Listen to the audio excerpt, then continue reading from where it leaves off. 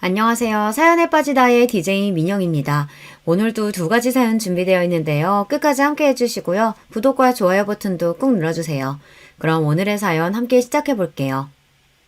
안녕하세요. 전 대전에 살면서 베이커리 가게를 하는 41살 여자입니다. 좋아하는 유튜브를 통해서 여러분과 만나 뵙게 되어 정말 반가워요. 제가 살아온 이야기를 하는 데서 우리 남동생을 빠뜨리면 안 될 것 같아 먼저 소개를 드리려고 합니다. 제 동생은 늘 웅크리고 잡니다. 눈부라치는 겨울 굴 속에서 아기 곰이 잔다면 꼭 그런 모습일까요? 특이하게 자는 모습이 귀여운 한편 갑자기 안타까움이 일어납니다. 쟤는 왜 저리 불쌍한 모습으로 자는 거야. 마음의 생채기만 남기는 이 세상과 단절하기라도 한 듯 등을 잔뜩 구부린 모습으로 자는 동생. 그러면 전 침대 위로 올라가 동생의 팔다리를 쭉쭉 밀어서 반듯하게 눕혀줍니다. 잘 때만이라도 정상인처럼 보였으면 하는 마음이었을까요? 하지만 동생은 눈을 찡긋거리더니 다시 원래의 웅크린 모양새로 돌아가곤 합니다. 다람쥐 쳇바퀴처럼 나는 반듯하게 자세를 고쳐주고 동생은 다시 웅크리는 꼴을 본 아빠가 말했습니다. 그만 좀 해라. 그게 다 무슨 소용이냐? 그것도 다 제가 멀쩡한 놈이 아니라 그리 자는 거라니까. 그런 아빠의 말에 반발심이 들어서 저는 동생과 똑같은 모습으로 옆에 웅크리고 눕습니다. 저도 이렇게 웅크리고 자는 게 좋아요. 이게 얼마나 편한지 모르실걸요? 괜한 아집을 부리는 어린 딸의 마음을 아빠가 모를 리 없었겠죠. 흥 콧방귀를 뀌고 모르는 사람처럼 아빠는 지나가 버립니다. 그 뒤부터 저도 동생과 같이 곰처럼 웅크리고 자는 버릇이 생겼습니다. 자기야, 그렇게 자면 팔 안 베겨? 가끔 남편은 제 자는 모습이 불편해 보인다며 고치라고 하지만 전 그저 웃습니다. 아니, 얼마나 안락한지 몰라. 자기도 한번 해보면 계속 이렇게 잘걸? 제가 동생을 바라보는 복잡 단안한 마음을 여러분은 이해하시겠죠. 그 애가 가진 장애 때문에 내 가족이 아니려니 부정하고 외면도 해봤어요. 아무리 제가 그를 정상인처럼 행동하게끔 교정해봤지만 때때로 허사였습니다. 그래도 동생은 자기만의 느릿한 속도로 말하는 법을 익히고 세상을 이해해갔던 것 같아요. 끝내 자신이 잘하는 일을 찾았고 그 일이 힘들어도 멈추지 않았습니다. 그런 동생을 저는 누구보다 아끼고 사랑합니다. 제 동생 영민이는 저보다 7년 터울로 선천적으로 뇌병변 장애를 갖고 태어났어요.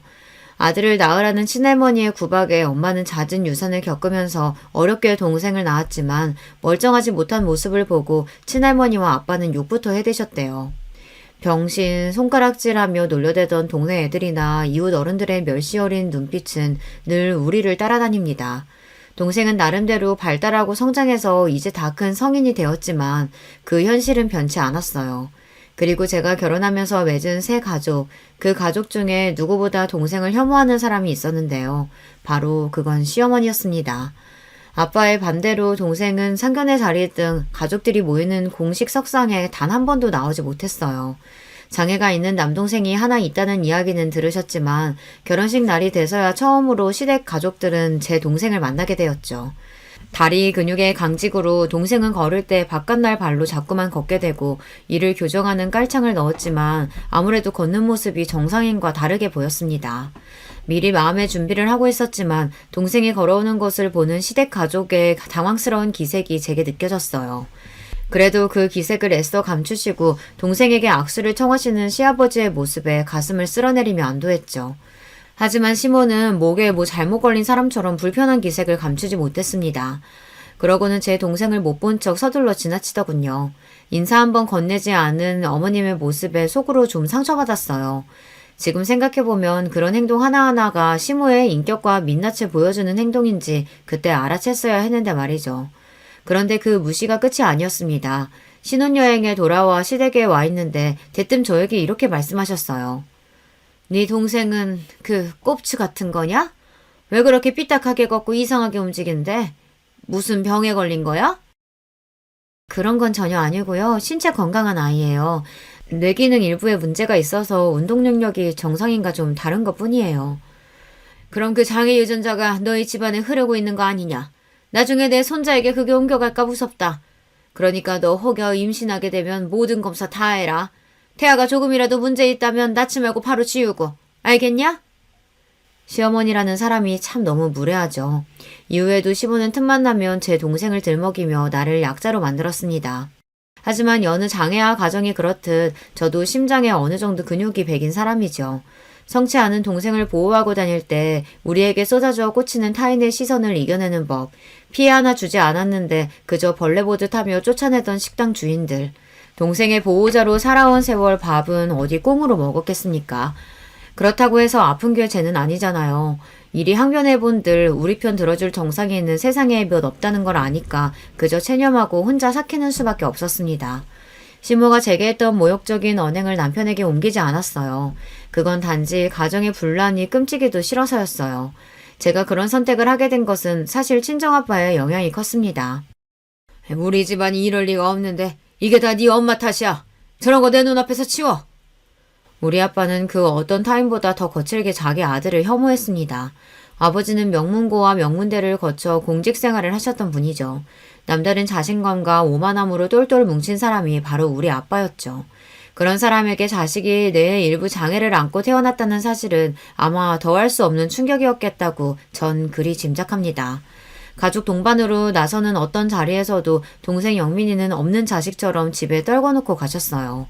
반대로 엄마는 불쌍한 내 자식, 아픈 손가락인 영민이를 더 끔찍이 위하고 감싸셨죠. 전 부모님의 극단 사이에서 딱 중간이었습니다. 동생을 놓고 부모님 싸움 벌어지는 것도 싫고 엄마의 온 관심이 영민이만 향해 있는 것도 원망스러웠어요. 그래서 사춘기 시절 영민이가 미웠고 내 동생이 아니었으면 어디 사라져버렸으면 기도를 드린 적도 있었습니다. 하지만 그럼에도 영민이는 저를 제일 따랐고 좋아했어요. 집 밖에 나서면 주변 눈총에 무섭다는 엄마와 달리 전 동생을 여기저기 데리고 다녔습니다. 무식하고 용감한 게 제 성미라 남들 시선이 싫어도 그럴수록 더 내 동생을 세상에 내놓고 싶어졌어요. 그래서 동생은 세상이 어떤지도 알고 그런 만큼 자신의 결정을 받아들이고 강하게 이겨나갔습니다. 스스로 신발을 신고 벗고 누나에게 가끔 당돌하게 조언도 하는 그런 어른으로 성장했죠. 성인이 된 동생은 한 사회복지단체에서 수제 쿠키를 만드는 일을 하는 직원이 되었는걸요. 나이 21살에 받는 월급이 고작 20만 원에 불과했지만요. 최저 시급도 받지 못하는 일이지만 간사님은 정말 성실하고 꼼꼼하게 일 잘한다며 영민이를 칭찬하셨습니다. 한편 아빠 역시 세월의 흐름을 비껴갈 수 없었는지 공직자 생활에서 은퇴하셨어요. 철마다 드시는 보약에 엄마에게 온갖 보신 음식을 해내라며 건강을 끔찍이 챙기던 아빠가 암을 얻었다는 소리를 들었을 때 전 믿을 수 없었습니다. 진짜야, 너희 아빠가 대장암이라더라. 세상 참 웃기지? 다른 사람도 아니고 너희 아빠 같은 사람이 암에 걸리다니. 자존심에 끝까지 자신의 병을 자식에게 드러내는 양반은 아니셨고 엄마가 아빠가 암에 걸렸다는 사실을 알려주었습니다. 3번에 걸친 항암 치료와 짧지 않은 투병 생활 동안 아빠는 자신이 죽지 않을 거라는 확신을 가진 사람처럼 꼿꼿이 지내셨어요. 3년의 투병 생활 끝에 아버지를 보내면서 슬픔이나 그리움보다는 허탈함과 해방감이 몰려왔습니다. 도리어 아버지 간병하면서 엄마의 건강이 나빠지는 것이 염려되었던 전 차라리 다행이다 싶었습니다. 아버지, 1,000만 원이 누구 집의 이름이에요? 엄마 그만 고생시키고 이제 받아들이세요. 아빠를 닮았는지 저 역시 지독히도 상처 주는 말을 하는 딸이었습니다. 한 번 주사에 1,000만 원이나 드는 신약을 놔달라는 아빠 얘기를 단칼에 거절했거든요. 제 말에 동공이 확장되며 놀라 아무 말도 못하고 고개를 떨구던 아빠의 모습이 기억납니다. 그러고 한 달 뒤 아버지는 눈을 감으셨어요. 어쩌면 부여잡고 계셨던 마지막 생의 끈을 저 때문에 놓으셨을지도 몰라요. 지금도 추모원에 안치된 아버지의 유골함 앞에서 전 사죄의 말씀부터 나옵니다. 아버지와 딸로 만나서 이번 생 서로에게 참 힘들었죠. 다음 생에는 그저 어깨동무하고 지내는 친구처럼 만나요. 마지막 가시는 길에 많이 미안했어요. 아버지. 아빠가 떠나고 친정집에는 엄마와 남동생 둘만 남았습니다. 늘 불편했던 아버지의 빈자리는 생각보다 더 크게 다가왔어요. 긴 간병 생활 끝에 엄마의 몸과 마음이 많이 쇠약해졌고 동생의 출퇴근도 도울 수 없어서 그런 친정이 전 늘 걱정이었습니다. 그러던 시기에 제 회사 생활도 순환의 연속이었습니다. 2년째 승진에 누락된 것도 모자라 제 위로 3살 어린 팀장이 부임했으니까요. 회사에서 이렇게 꼬인 직급은 결국 너 나가라는 말을 하고 싶은 것입니다. 어느 정도 예상하지 못했던 사태는 아니에요. 남자 동기들에게 수월한 승진도 여자인 저에게는 뚫어내야만 하는 유리천장이고 애 키우는 유부녀에게 직장은 결코 만만치 않은 냉혹한 곳이니까요. 스스로에게 또 함께 일하는 동료들에게도 저 인정받는 일꾼이었습니다. 회사에서 박 과장님한테 이럴 순 없어요. 지난해 신제품 개발도 과장님 공이 지대했다는 걸 회사에서 모르는 사람 있나요? 그런데도 매번 승진 누락이라니. 게다가 외부에서 영입했다는 그 팀장은 벌써 과장님 눌러 죽이기로 작정한 것 같던데요. 애딸린 아줌마는 이제 그만 집에서 쉬어도 되지 않나. 조롱에 가까운 말로 새 팀장은 저를 찍어 누르며 전 하루하루 버티는 마음으로 출퇴근을 하고 있었습니다. 엄마, 나 공부랑 안 맞는 거 아시잖아요. 그런데 왜 꼭 공부를 해야 돼요? 그래야 좋은 대학도 가고 좋은 직장에 들어가지. 좋은 직장에 가면? 아니, 어떤 직장이 좋은 데인데? 엄마처럼 대기업만 좋은 직장인 거야? 딸의 질문에 저는 벙어리가 되고 말았습니다. 칭찬에 인색한 친정아빠도 대기업에 입사할 때 처음 저에게 악수를 청하셨습니다. 대기업에 들어갈 정도는 되니 이제 인간적으로 대우해준다는 듯이 말이죠. 취업 소식에 연봉은 1억이나 되냐며 묻던 친구들과 친척들의 부러움과 질시 어린 눈빛을 기억합니다. 하지만 지금 제 신세는 어떤가요? 인간적 멸시, 내 성취에 대한 철저한 무시가 회사의 답이었어요. 대기업에서도 집안 좋은 자제는 더 치고 나가는 법이고요. 여자면 더 불리하고요. 거기에 결혼까지 해서 애까지 딸려있다. 그럼 더러운 꼴 보기 전에 제 발로 알아서 나가라는 무언의 압박이 가득한 곳입니다. 내 평생을 바쳐 겨우 얻은 대기업 박과장이라는 명함을 버리기로 결심했습니다. 그렇지만 차마 남편에게 말이 떨어지지가 않아서 제 뜻대로 사표를 쓰고 나와 출근하는 저 며칠을 나왔어요. 그러기를 2주 정도 흘렀을까요? 여보, 나 출근할게. 오늘은 가지 말고 나랑 매운탕이나 먹고 오자. 응? 갑자기?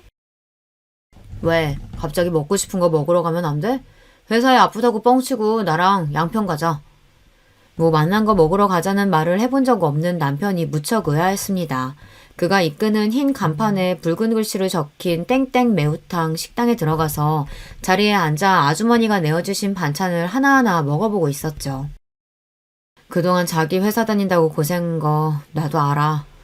회사에서는 집에서 살림이나 하라면 얼마나 구박했겠어. 할 만큼 했으니 이제 그만두고 집에서 은지 뒷바라지만 해라.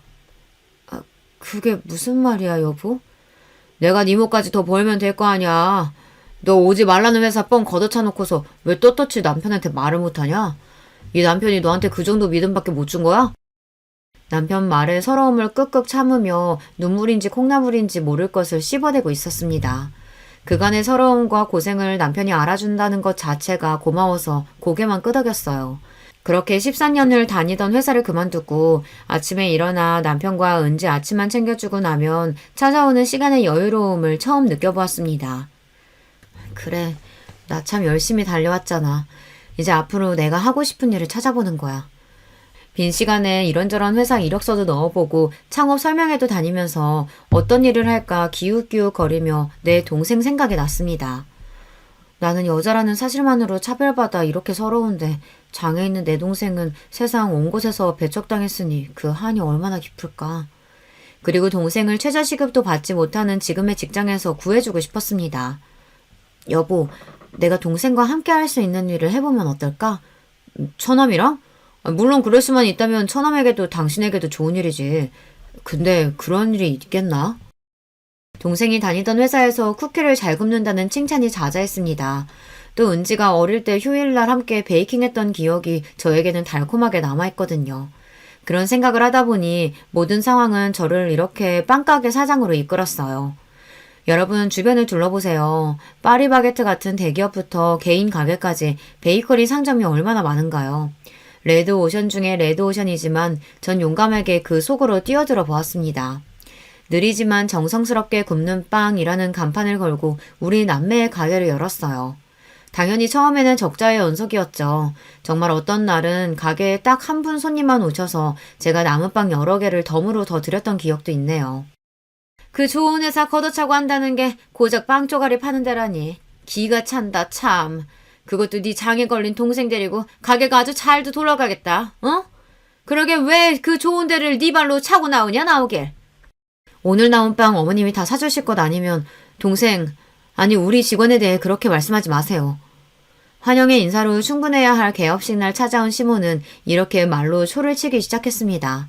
시몬은 떠나는 순간까지 저에게 괜히 가게나 해서 집안 재산 들여먹는 거 아니냐, 동생은 내보내라는 등 잔소리 넘는 간섭으로 아주 기운을 빼놓으셨죠. 시모가 가시고 속상한 마음에 맥주 한 캔을 들이키는 저에게 남편은 미안하다는 듯한 한마디를 건네더군요. 오늘 엄마 말씀 많이 서운했지? 그런데 너무 미워하지 마라. 다 자식 걱정에 그러시는 거 아니겠어? 그러면서 남편은 통장과 도장을 제 앞에 내놓았어요. 안 그래도 가게 차리면서 은행에 진 빚은 있지 빵은 잘 안 팔리지. 돈 걱정이 많았던 제 마음을 남편이 알아준 겁니다. 그 돈은 바로 자기 용돈을 모아놓은 적금 통장이었어요. 통장에는 92개월간 모아온 1,470만 원이라는 숫자가 적혀 있었어요. 자기 한 달 용돈이 얼마나 된다고 그걸 떼서 이렇게나 많이 모았어? 놀란 마음을 감추고 이렇게 퉁명스레 얘기했지만 사실 속으로 떨렸습니다. 왠지 대학교 때 등록금 하려고 모아놨는데 저것이나 하는 거 보니 대학이나 갈까 모르겠다. 처남은 나한테 아들과 마찬가지라고. 그러니 처남 등록금이라고 생각하고 내가 도울 거 있으면 또 말해. 이러니 내가 시모는 싫어도 남편만 보며 어찌어찌 결혼 생활을 이어갔던 것 같아요. 많은 우려 속에 연 베이커리 가게는 저와 우리 친정 가족의 희망 그 자체였습니다. 동생은 빵을 구울 때 세상에서 가장 행복해 보였어요. 물론 보통의 사람보다야 많은 시간을 들여야 하죠. 하지만 정성스럽게 굽는 만큼 빵의 결은 더욱 보드랍고 쿠키의 버터 냄새는 더욱 고소합니다. 이 향과 맛은 오시는 단골 손님들이 더 기가 막히게 알아채세요. 사장님, 오늘 쿠키는 사장님이 구우셨죠? 우리 배우님이 구운 것과는 향 자체가 다르다고요. 맞죠? 맞죠? 어머, 귀신이네. 우리 배우군은 어제 손을 좀 다쳐서 오늘은 부득이 제가 구웠으니 양해해 주세요. 어머머, 우리 배우님 많이 다치셨나요? 도리어 손님 중에 이렇게 동생이 만든 빵을 선호하고 또 가게에서 안 보이면 걱정하는 분들이 늘어났답니다. 제 동생이 제일 좋아하는 동물은 곰, 그래서 가게에서 닉네임이 베어라는 명찰을 달고 있어요. 가게에 오시는 손님들은 동생을 배어님이라고 부르죠. 부분들에게 베어는 더 이상 내병변 장애인이 아니라 맛있는 베이커리를 굽는 파티셰입니다. 내 동생은 지금 최고로 행복하다면서 자기 일에 자부심을 갖고 누구보다 성실하게 일하고 있어요. 사람의 애정과 노력은 배신하지 않는 법이죠. 우리 베이커리를 찾아주는 손님들은 갈수록 늘어났답니다. 어떤 날은 가게 문을 닫는 9시가 되기 한참 전에 모든 빵이 다 팔리기도 해요. 어머, 퇴근하고 바로 뛰어오는데 벌써 솔드아웃이에요? 참, 오늘 하루가 고돼서 여기 빵 너무 먹고 싶었는데. 이렇게 아쉬움으로 발걸음을 돌리는 손님들이 생길 지경이었어요. 저와 동생은 욕심부리지 않고 하루 생산할 수 있는 만큼의 베이커리를 생산하느라 손님들의 기대에 못 미치는 양일 수 있어요. 그래도 우리 집 생활비에 동생 월급 그리고 가게 빚 이자를 내기에는 충분할 만큼 수익을 내게 되었죠. 저희 가게를 사랑해주시는 많은 분들께 이 자리를 빌려 정말 감사드려요. 한편 남편에게는 7살 어린 여동생이 있었는데요. 이 친구가 또 골칫거립니다. 우리 막둥이 봐라. 저렇게나 예쁘고 곰살맞으니 어느 놈이 데려갈까 아깝기도 하네. 네 주변에 누구 좋은 사위감 없냐? 사짜 직업 아니면 남자 집안에 건물 한 채 정도 있는 남자라야 신우에게 대볼 수 있다는 시모의 말에 실서가 나왔습니다. 고슴도치 눈에는 자식의 가시도 장미 이파리처럼 보이는 격이죠. 언니, 나 친구랑 여행 왔다가 수중에 돈 한 푼 안 남아버렸어요. 그러니까 언니가 나 좀 데리러 와줘요. 거기가 어딘데요? 운전면허도 없는 대학생이 강원도 양양까지 갔다니. 거기에다가 교통비도 없어서 못 오고 있다는 말을 부끄럽지도 않은지 서슴지 않고 합니다. 신우이는 그런 여자예요. 약삭 바르고 눈치가 구다닌 여우라 그런 막내딸이 이쁘다며 시모는 물고 빨고 어린애 대하듯 오냐오냐 키우셨어요. 덕분에 시댁에서 온갖 좋은 것은 장남인 남편을 제치고 모두 신우이의 몫이었다네요. 전 퇴근하자마자 운전대를 잡고 양양으로 향했죠. 언니, 지금 이렇게 늦게 오면 어떡해요. 배고파 뒤지는 줄 알았네. 차에 뭐 먹을 거 있어요? 반갑고 고맙다는 인사는 뒷전이고 만나자마자 짜증을 내는 신우이의 옆에는 머쓱하게 서 있는 한 남자애가 보였습니다. 이 남자가 아가씨랑 같이 온 사람이에요? 아가씨 친구랑 여행 왔다면서요.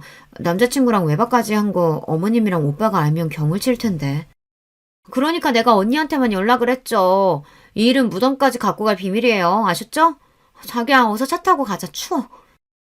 이렇게 신우이와 남자친구를 태우고 다시 3시간 반이 걸려 서울에 도착한 경험이 있습니다. 이번 일을 보시면 알 수 있듯이 신우이는 제멋대로의 성격에 남자도 수없이 갈아치웠어요. 고등학교 때 사귀다가 같이 가출해서 일주일 함께 살다 온 30살짜리 남자부터 시작해서 성인이 된 이후에는 남자친구가 매번 변하는 통에 몇 명인지 셀 수도 없었죠. 촌스럽게. 걘 그냥 잠깐 만나는 애일 뿐이고 무슨 남자친구라고 잔소리해요. 아가씨는 그냥 만나는 남자랑 손도 잡고 외박도 하나 봐요. 내가 인기가 좋아서 오는 남자 뭐 어떻게 막으라고. 그리고 난 결혼 생각 없으니까 애인이나 많이 만들어두는 거죠. 나도 생각이라는 게 있는 년인데 언니처럼 구질구질하게 사는 거 보고 내가 결혼하고 싶겠어요? 어찌 보면 똑똑하고 아주 계산적인 친구죠. 시댁에서 얼마나 대접 못 받고 사는 며느리인지 제가 신우이 눈에는 그리 보였나 봅니다. 그렇게 남자들과 동거도 서슴지 않던 신우이는 자기 아버지와 오빠에게는 철저히 비밀에 붙여달라며 끝까지 저를 자기 편으로 두었죠. 저도 이유를 잘 모르겠어요. 얄밉지만 신우이의 자유로운 청춘을 지켜주고 싶은 마음이었던 건지 시아버지에게는 물론 남편에게까지 신우이의 잘못을 감춰주었으니까요. 철없고 이기적이긴 해도 그 나이 때에 못 모를 땐 그럴 수 있지. 신우이는 적어도 시모처럼 동생을 들먹이며 제 가슴 후벼 파는 말을 하지는 않았으니까요. 그런데 싱글을 자유롭게 즐기겠다던 신우는 갑자기 결혼 발표를 했습니다. 그 이후 전 시모와 신우이의 추악한 민낯을 대면하고 말았고요. 결혼하겠다며 신우가 데려온 남자는 유명한 식품기업에 다니고 있는 회사원이었어요. 외모는 평범했지만 성실하고 책임감 있는 남자로 보여 시집 보내기에 안심이었습니다. 그런데 천방지축이던 신우이는 그 남자 옆에서는 세상 제일 조신하고 참한 여자처럼 연기하더군요. 입을 가리고 조그맣게 호호 웃고 술 한잔 같이 하자는 남자의 제안에 얼굴을 붉히면서 말이에요. 자기도 참, 저 술 한 방울 못하는 거 알면서. 정말 여배우 저리 가라 할 대단한 연기였습니다. 고주망태인 꼴로 친구 등에 업혀오는 일이 부지기수였던 신우이는 모르는 사람이 보면 정말 깜빡 속아 넘어갈 만큼 능숙한 연기를 뿜어냈죠. 그녀가 사귀었던 남자들이 주마등처럼 떠오르며 속으로 다짐했습니다. 저렇게 내숭 떠는 신우이가 숱한 남자들과 사귀었다는 걸, 동거까지 했다는 걸 알면 이 결혼 파토난다. 입 조심해야지. 예비 시 매부에게는 미안했지만 저도 다른 시댁 식구들과 한통속으로 신우이의 비밀을 덮는 일에 동조했습니다. 그러던 어느 날 저녁 식사를 하고 있는데 남편의 표정이 별로 좋지 않았어요. 무슨 일 있어요? 아무래도 일 구하는 일이 많이 힘들죠. 바로 답을 하지 못하고 밥만 먹던 남편이 숟가락을 내려놓고 난처한 이야기를 꺼냈습니다. 오늘 영순이가 전화해서 혼수 중에 하나를 해놓으라고 하대. 오라비가 돼서 하나뿐인 동생 시집갈 집에 혼수 번듯하게 내놓으면 좋겠다는데 내가 할 말이 없더라. 사업 망한 걸 집에 말 안 해서 아마 걔는 내 사정 모를 테니까. 웬만한 일은 다 괜찮다며 대범한 남편이 땅이 꺼져라 한숨 쉬는 모습이 안타까웠습니다. 사실 그때 남편이 잘 해오던 사업이 망해서 집에서 쉬고 있는 상황이었거든요. 사업 장려하면서 많은 빚도 껴안은 상태라 그 이자 생각만 하면 우리 부부는 밤에 잠도 못 잘 지경이었어요. 그나마 동생과 차린 베이커리가 잘 돼서 망정이지 아니었으면 우리 은지와 길거리에 나앉을 만큼 심각한 경제 상황이었어요. 이 남자가 와놓을리게 웬 한숨이야. 동생이 일상에 한 번뿐인 결혼을 하는데 오빠로서 가만히 있으면 쓰나. 여기 카드 줄 테니까 이걸로 내일 아가씨 데리고 가서 아주 눈에 확 띄게 좋은 놈으로 사줘요. 당장 은지가 사고 싶다는 30만 원짜리 과일 전집도 고민하는 형편이었지만 남편 앞에서 통 큰 부인답게 내 카드를 내밀었습니다. 여러분, 남자의 눈물을 보신 적이 있나요? 우리 남편이 곰처럼 우직하고 무뚝뚝하지만요. 또 은근히 눈물이 많답니다. 미안하고 고맙다, 여보. 하며 고개를 수그리고 카드를 받아가던 남편은 제가 모르는 줄 알았겠지만 전 보았어요. 눈가에 슬며시 맺힌 남편의 눈물을요. 남편의 사업 실패 이후 살림은 빠듯했지만 열심히 살다 보면 빚도 다 갚지 않겠어요. 그저 베이커리나 열심히 운영하면서 하루하루 바쁘게 살아갔죠. 시간이 어찌나 빨리 흐르는지 어느덧 신우의 결혼식 당일이 되었어요. 아침에 식구들대로 결혼식에 갈 채비를 하다가 전 축의금 봉투를 만지작거리며 얼마를 넣을지 고민을 하고 있었습니다. 남편이 그런 저를 툭 치며 왜 그러냐고 묻더군요. 아니, 오늘 아가씨 결혼식 축의금 얼마를 해야 하는 걸까? 뭐 그런 걸 걱정하느라 한참 동안 앉아있어. 300만 원이나 하는 비싼 TV도 사줬는데 뭘 굳이 축의금까지 줘야 해? 그래도 어떻게 빈손으로 가. 그래도 체면치레는 하고자 적다면 적지만 우리 형편에는 큰맘 먹고 50만 원을 축의금 봉투에 넣어냈습니다. 자기가 하고 싶다던 대로 꽃이 화려하게 장식된 웨딩홀에 들어서던 신우이는 무척 행복한 표정을 짓는 신부의 모습을 보이며 결혼식을 마쳤습니다. 결혼식 마치고 급히 가게로 가려는 저를 느닷없이 시모가 붙잡으셨어요. 시골에서 올라오신 시댁 친척분들께 필요한 음식 대접을 더 해야 한다며 시모는 괜찮은 식당을 잡아보라고 말씀하셨습니다. 어머님, 저 동생하고 친구한테 잠깐 가게 맡겨놓고 온 상태라 이제 가봐야 돼요. 괜찮으시면 어머님 댁에서 하시고 필요한 음식 있으시면 배달 보내드릴게요. 얘가 지금 무슨 가게를 간다는 거야? 그 꼽추 같은 애가 어떻게 가게를 본다고? 걔한테 맡기고 왔다는 구라치면 내가 믿을 줄 아니? 그깟 몇 푼 벌자고 시댁 어르신들 대접을 맏며느리가 되어가지고 못하겠다. 꼽추라니 지금 제 동생을 그렇게 말씀하신 거예요? 사지 멀쩡하고요. 뇌에 조금 장애가 있는 것뿐이지 멀쩡히 제 할 일 잘하는 애라고 몇 번이나 말씀드립니까? 처음으로 저는 시어머니에게 정색하며 언성을 높였습니다.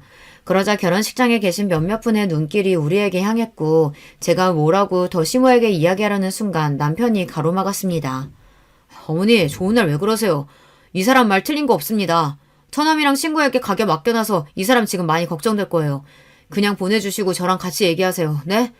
자기야, 이제 얼른 가게 가봐. 남편은 저에게 눈을 찡긋하고 시모를 말렸어요. 뭐라 더 저한테 화내려다가 손님들 눈치에 겨우 참는 시모를 뒤로하고 전 급히 결혼식장을 빠져나왔습니다. 뛰다시피 가게에 가보니 역시나 동생은 손님 응대에 어쩔 줄 모르는 상황에 놓여 있었습니다. 바로 내 앞에서 무화과시 콘 딱 떨어졌다고 하시면 어떡해요. 그럼 아까부터 그렇다고 얘기해야지. 그랬으면 바쁜 내가 지금까지 안 기다렸지. 많이 늘었다지만 아직 동생에게 이런 손님들, 특히 가게에 와서 과한 서비스를 요구하는 진상 손님을 매끄럽게 대하는 일은 무척 어려웠을 거예요. 손님, 저희 간판 보셨나요? 내가 그런 것까지 봐야 돼요? 친구가 맛있다고 알려줘서 그냥 와봤는데 직원은 말도 제대로 못하고 가게 인테리어나 서비스나 뭐 이렇게 구질구질해.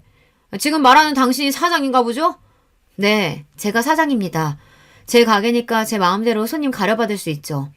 이 친구는 어릴 적 뇌병변으로 의사소통이 다소 서툽니다. 그래도 베이킹 솜씨는 기가 막혀서 이렇게 오후 4시가 되기도 전에 인기 제품은 동이 나곤 하죠. 맛도 잘 알고 인격도 갖춘 손님이 저희 가게 와주셨으면 좋겠으니 손님은 더 화려하고 좋은 다른 가게 가시는 게 어울리겠네요. 내 동생에게 삿대질을 하려던 그 진산 손님, 멱살이라도 잡아채서 내보내고 싶었지만 화를 꾹꾹 누르고 최대한 정중하게 손님에게 가시라고 했습니다. 있는 대로 콧방귀를 끼워가며 기분 나쁜 티 팍팍 내고서 그 진상은 나가버렸고요. 영민아, 저 손님이 너한테 화내고 따져서 많이 두려웠었지? 그 손님은 다시 오지 않아. 이제 다 괜찮아. 불안한 마음이 되자 영민이가 예전에 가지고 있던 틱 현상이 다시 도졌어요. 손가락을 잔뜩 구부리고 고개를 까딱거리던 동생은 우는 얼굴이 되어 제 품에 안겼습니다. 저는 그런 동생을 토닥이며 괜찮다 달래주었죠. 친구가 화장실에 간다며 자리를 비운 10분 사이에 이런 일을 당했다는데 그보다는 제가 더 일찍 와서 옆에 있어야 했다는 죄책감으로 미안한 마음뿐이었어요. 이렇게 신우이의 결혼식 날은 저에게 여러모로 힘들었던 날로 기억됩니다. 그런데요, 이 일들은 곧 닥쳐올 시련의 예고편에 불과했습니다. 이튿날 시모가 우리 가게에 찾아와서는 한바탕 뒤집어 놓고 갔거든요. 내가 말하고 있는데도 무시하면서 시어른들 나 몰라라 하고선 너 그날 잘도 도망치더라? 그래서 그 대단한 신가게가 얼마나 잘 됐는지 내 눈으로 구경을 왔다. 뭐 손님이 그리 많지도 않구만. 가게 안에는 손님이 몇 분 계셨는데도 아랑곳하지 않고 시어머니는 이렇게 대놓고 역정부터 내셨습니다. 어머님, 손님도 계신데 언성을 좀. 영민아, 여기 이 손님 갖고 오신 빵 계산해 드릴 수 있지? 네, 사장님. 씩씩하게 대답하던 동생은 천천히 그렇지만 온 신경을 집중해서 손님 빵을 하나하나 계산해드리고 있었습니다. 그 모습을 물끄러미 바라보시던 시모는 저에게 그러셨어요. 가만 보면 너도 어디 하나가 모자란 것도 같다. 네 동생이 빵이야 굽는다 쳐도 구태여 손님들한테 보이는 게 창피하지도 않니? 내가 손님이면 빵 사러 왔다가 어이쿠야 하고 놀라서 나가버리겠다. 지금 하신 말씀 취소하세요. 영업장에 와서까지 제 동생 모욕하시면 저 가만히 안 있습니다. 그때 제 눈앞에 번쩍하고 성광이 보였습니다. 화가 난 시모가 제 뺨을 한 대 올려버린 것이었죠. 이 건방진 년이 지난번 일도 그렇고 오늘 또 뭐라고 짓거리는 게야? 말이 나와서 말인데 결혼식 축의금도 고정 50만 원 했더라? 하나뿐인 시누이다 이년아. 네가 그러고도 가족이야? 네 동생만 그렇게 챙기고 살 거면 차라리 내 아들하고 이혼이나 해. 시무의 말에 너무 기가 막혀서 금세 대답이 나오지 못하고 잠시 어버버했어요. 그때 그 광경을 지켜보시던 단골 손님이 저 대신 나서주셨습니다. 어르신, 제가 나설 입장은 아니지만 우리 배우님은 이 가게에 없어서는 안 될 뿐이에요. 어서 우리 사장님과 배우님에게 사과해 주셔야겠는데요. 아니면 영업 방해와 폭력으로 경찰에 신고하겠어요. 이 여자는 또 뭐야? 당신이 뭔데 내 아들 가게에서 이래라 저래라. 그만! 제발 어머님은 빠지시라고요. 전 더 이상 참지 못하고 시모에게 내지르고 말았습니다. 당신하고 다시 얼굴 볼 일 없게 할 테니 이제 내 가게에서 나가세요. 여긴 나와 내 동생의 가게고 당신 아들은 지금 백수로 놀고 먹고 있으니까 어머님은 아무 권리가 없으니 당장 나가시라고요. 시모는 자기 아들이 백수라는 부분에 놀랐는지 제가 막무가내로 쫓아내서 당황한 건지 모르겠지만 획하니 가게를 나가버렸습니다. 저분 시어머니 맞죠? 참 사장님의 마음고생이 심했겠네요. 시모가 절 때리고 서로 싸우는 광경을 본 데다 제가 서럽게 우니까 동상은 불안해하며 펄짝펄짝 제자리에서 뛰어댔습니다. 그 손님은 동생의 손을 잡아주면서 달래주는 한편 제 편에 서서 이야기를 들어주었고요. 그러네요. 손님이 현명하네요. 나도 이제 저런 시어머니 뻥 차버리려고요. 멀쩡히 서 있을 기력도 없던 저는 남은 빵을 손님에게 다 드리고 일찍 가게 문을 닫았습니다. 동생을 집에 데려다주고 나서 남편에게 곧바로 전화했어요. 그리고 마음속에서 몇 번이나 다짐했던 말을 내뱉었습니다. 나 당신이랑 못 살 것 같아. 나에게는 더없이 좋은 남편이었지만 우리 은지에게서 아빠를 빼앗고 싶지 않았지만 어머님 때문에 결국 난 당신을 떠날 거야.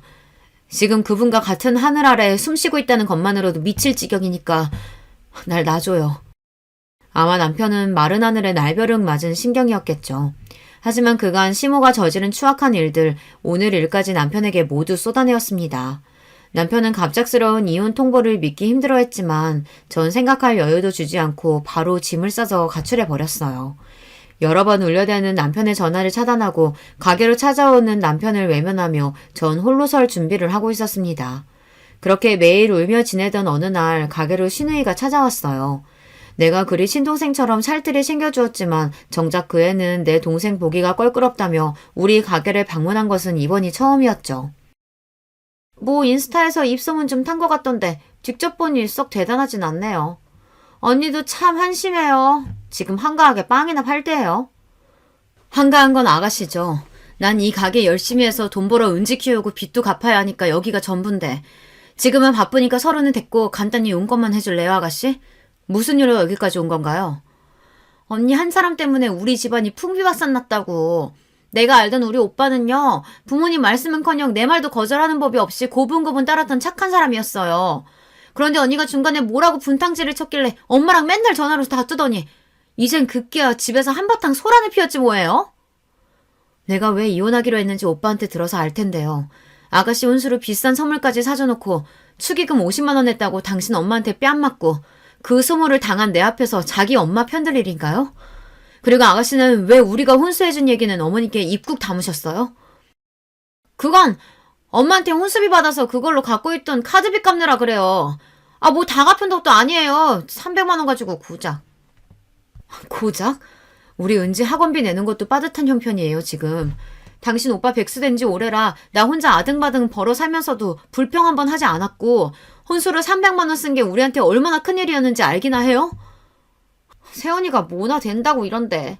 오빠 잠깐 힘들 때 생활비 좀 버는 거? 아, 지금 그거 가지고 유세하는 거였어요? 저런 삐리삐리한 동생 데리고 하는 이딴 가게 하나 갖고 거만 떠는지 몰라도 당장 이혼 취소하고 우리 엄마한테 사과부터 드리세요. 지난 일에 자기 탓이 있다는 걸 알면서도 신우는 나한테 미안한 마음 요만큼도 표현하질 않았습니다. 오히려 밉살맞게 끼어들어 조언이랍시고 짓거리고 가는 신우이의 뒷모습에 전 오기마저 들었습니다. 이게 아주 제대로 까부네. 오냐, 어디 넌 결혼생활 끝까지 잘할 수 있나 보자. 예전에 받은 신우이의 전자청첩장에 시 매부의 이메일 주소가 담겨있던 것이 기억났어요. 신우이의 정체를 낱낱이 밝히는 장문의 글을 써서 신우 남편에게 메일로 쏴버렸습니다. 그 이메일에는 신우가 미혼 시절 얼마나 남자관계가 더러웠는지, 게다가 임신해서 낙태수술을 받기 위해 나와 같이 산부인과에 갔던 일까지 모조리 담아서요. 이 일로 앞으로 시댁에 어떤 일이 닥칠지, 남편은 중간에 얼마나 괴로울지 고민도 없이 그저 마음 가는 대로 저질러버렸습니다. 이렇게 무시무시한 복수를 제가 하게 될 줄은 저 참 독하고 사악한 사람이었나 봅니다. 제가 보낸 글 한 편의 파급력이 얼마나 컸는지 얼마 뒤 절 찾아온 남편의 말을 듣고 직감할 수 있었어요. 내가 자꾸 찾아오는 거 싫어하는 거 알지만 그저 당신 잘 지내나 궁금해서 왔어. 나는 잘 못 지낸다. 제가 폭로한 신우의 과거에도 놀라운 사실 하나를 더 시매부가 알아냈다고 합니다. 글쎄 신우이가 자기 남편의 친구와도 짐승 같은 짓을 벌였던 사실이 발각당했다고요. 돌이킬 수 없는 많은 죄를 저지른 신우이는 자기 남편에게 쫓겨나서 이제 시댁에 들어와 살고 있습니다. 그런데 그녀는 아직까지 정신을 차리지 못했어요. 때마침 걸려온 신우 전화에 한참 동안 실랑이 하던 남편은 전화를 끊고 어이없어 했습니다. 이가 신하가 아직도 정신을 못 차렸나. 지가 무슨 낯짝으로 매제를 고소해. 진짜 싫다 싫어. 내 가족이라지만 진짜 정 떨어진다. 영순이가 매제랑 싸우다가 뺨을 2대 맞았는데 그걸 가지고 고소하겠대. 어차피 이혼할 건데 위자료나 뜯어낼 거라고. 철면피도 유분수지. 판사 앞에 가서 그래봐라 해. 자기가 남편 친구랑 붙어먹고 낙태수술한 과거까지 숨기고 결혼한 것과 고작 뺨 2대 맞은 것 중 뭐가 더 잘못인지. 나도 같은 생각이다. 그런데 낯살이나 먹은 우리 엄마도 그런 가시나 말리긴커녕 둘이 같이 궁리하고 있다네. 오라비가 돼가지고 동생이 이렇게 어려운데도 안 도와준다며 애기처럼 떼만 쓰더니. 빌어먹을 집안. 얼마나 울분이 터지는지 입에 달지도 않던 욕지기를 애써 참는 남편 모습을 찬찬히 보니 그는 참 많이 마르고 힘들어 보였습니다. 아무리 마음 불편해도 밥은 잘 챙겨 먹고 다녀야지. 나랑 떨어진 지 며칠이나 됐다고 그새 그렇게 말랐어. 남편은 제 앞으로 조용히 다가와 제 손을 꼭 잡고 허리를 굽혀 흐느끼듯 말했습니다. 야, 나 너 없이는 못 산다. 차라리 우리 집하고 연 끊을게. 엄마랑 동생한테 너 그런 일 다시는 안 당하게 할 테니까 도로 다 받아주면 안 되겠어? 진심 어린 남편의 말에 저도 울컥해서 눈물 한 줄기가 뺨을 스치고 지나갔습니다. 그때 웅크리고 빵 제조실에 있던 동생이 뛰쳐나와 내 손을 남편 손에 억지로 얹혀주며 말했습니다. 나는 우리 형 좋아. 누나야, 은지 조카도 엄마 아빠 헤어지는 거 싫다고 나한테 울더라. 형 용서해줘. 우리 누나는 천사잖아. 내 동생까지 이렇게 거들고 나서자 그만 전 눈물을 왈칵 쏟아내고 말았습니다. 사실은 저도 남편을 사랑하는 마음이 변치 않았기에 이별이 힘들었거든요. 결국 전 남편에게 돌아가기로 했습니다. 다만 남편의 말대로 시댁과 인연을 끊겠다는 조건을 달고서 말이죠. 제 믿음대로 그는 자기의 핏줄과 남남처럼 지내고 살았습니다. 그러니 결국 시모는 어쩔 수 없다는 듯 저를 찾아와 빌게 되었죠. 가게에 들어선 시모를 보자마자 가게 일을 돕고 있던 남편은 자기 어머니를 바로 내보내려고 했어요. 내가 이미 말했잖아요. 이제 엄마도 동생도 모르는 고아처럼 살 테니 자꾸 여기 찾아오지 마세요. 낯선 아들의 모습에 서러웠던지 시몬은 통안의 눈물을 흘리며 제게 인간적인 모습을 보이고 말았습니다. 네가 처음 시집 왔을 때부터 미웠던 건 아니었다. 그런데 내 평생을 바쳐 키워낸 아들이 갈수록 너만 싸고 도니까 꼭지가 돌기 시작했어. 늙은 시애비의 꼴사나운 질투라고 생각해도 좋다. 나에겐 하늘이 무너진 것처럼 충격이었으니까. 그리고 이어진 시모의 한마디에 이젠 제가 꼭지가 돌 것 같았습니다. 게다가 또 충격은 내 아들이 불구 같은 네 동생을 우리 가족보다 더 챙기고 정을 쏟는 모습이었어. 말 함부로 하지 마세요. 제 동생 보고 꼽추라하더니 어떻게 이젠 불구라고까지 하세요? 그건 내가 못 배워서 저 동생한테 뭐라고 해야 할지 잘 몰라서 그래. 어쨌든 장애인 네 동생을 꽁꽁 숨기고 나에게서 감췄어야 했다. 네 동생을 보면 옛날 우리 집 살던 고모가 떠올라서 미치겠어. 넌 저런 동생이 뭐 떳떳하다고 시부모나 모르는 사람들 앞에서 데리고 다니는 거냐? 내 가족인데 그럼 내가 몰라라 하고 내쳐야 해요? 내 동생은요, 저보다 빵 잘 굽고 저보다 더 행복하게 사는 방법을 아는 애예요. 겉보기에 멀쩡하면서 가족들한테 상처 주고 실수하는 저나 어머님 그 누구에게도 뒤지지 않을 그럴 사람이라고요. 제 말을 듣던 시모는 잠시 말을 멈추고 뭔가 떠오르듯 말하기 힘들어하다 담담히 고백하듯 옛 이야기를 들려주었습니다. 나보다 10살쯤 많은 고모가 있었어. 어릴 적 냇가에서 놀다가 휩쓸려 척추를 다쳐서 새우처럼 등이 굽었던 우리 고모는 꼽치였지. 병신이 된 고모는 늘 어두운 방에서 꼭꼭 숨어 살아야 했어. 그래도 조카라고 나한테 고무줄이나 사방치기도 가르쳐주며 나랑 놀아주었지. 우리 고모가 등만 굽었지 얼굴도 하얗고 말은 얼마나 재밌게 하는지 참 좋아했는데. 그런 고모가 있으셨는데 왜 그리 제 동생을 눈엣 가시처럼 여기셨어요? 내가 학교 갈 무렵이 되자 동네 애들이 놀렸다. 꼽추가 집에 산다고, 나한테 꼽추 냄새까지 난다고. 그때부터 난 고모를 멀리하기 시작했지. 우리 고모는 갑자기 돌아선 내가 얼마나 미웠을까. 그래도 난 어쩔 수 없었어. 자존심 센 나한테 사람들의 가시 같은 한마디, 눈초리 한 번은 견디기 힘들었으니까. 고모님은 그래도 조카였던 어머님을 원망하기보다 기다렸을 거예요. 걱정하고. 나도 알아. 고모는 방에서 혼자 결핵을 앓다가 외롭게 죽어버렸지. 그걸 본 마흔 사람들은 또 수군거렸어. 저건 집에서 굶겨 죽인 거라고.